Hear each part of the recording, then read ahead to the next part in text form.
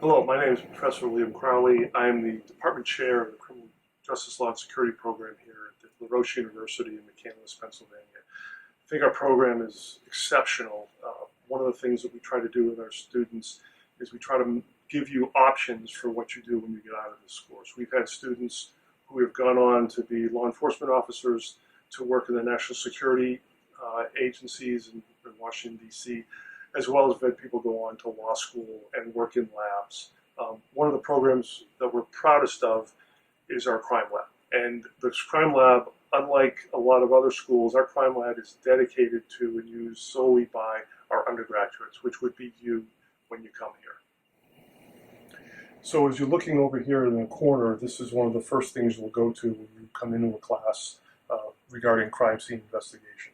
As you can tell, these are just toolboxes, and they're numbered 1 through 10 to indicate that you're part of a team. You're part of a team of 10 people, and you'll learn there are essentially 8 jobs in any crime scene investigation team, and you're going to learn all 8 of them during your time here.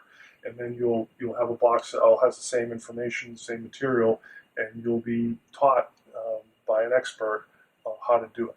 One thing I wanted to point out would be these series of toy trucks and cars that are up here. You can see the lines drawn through them. Those are actually trajectory lines of rounds that went into these vehicles, these toy vehicles, to represent that. You would work this as a tabletop exercise as part of the course. In addition to the tabletop, we actually do have a car outside in our outdoor crime scene, which would be something that you would then go and actually do real analysis for trajectory analysis on the actual vehicle, so that you'll do a tabletop, which would give you the techniques to learn, and then you would actually go out and process a car that's been shot up.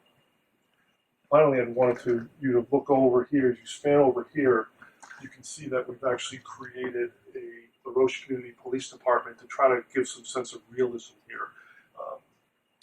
So as a Roche crime scene investigation team, it's great for you to learn how to do all these different techniques, but the primary thing you need to do is you need to document. And you need to document it well and be able to recall what you did.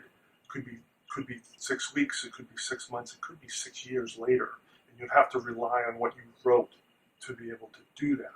So we provide the type of information that you would need to document in your initial reports when you do. So it's an awful lot of fun to go to a crime scene and to work on it.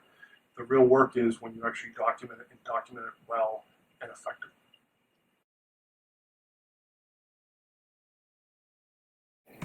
So this is one of 4 crime scenes that students are working on just this semester in one class. This depicts a woman who's deceased in bed in a second floor of a home in a rural area in Pennsylvania.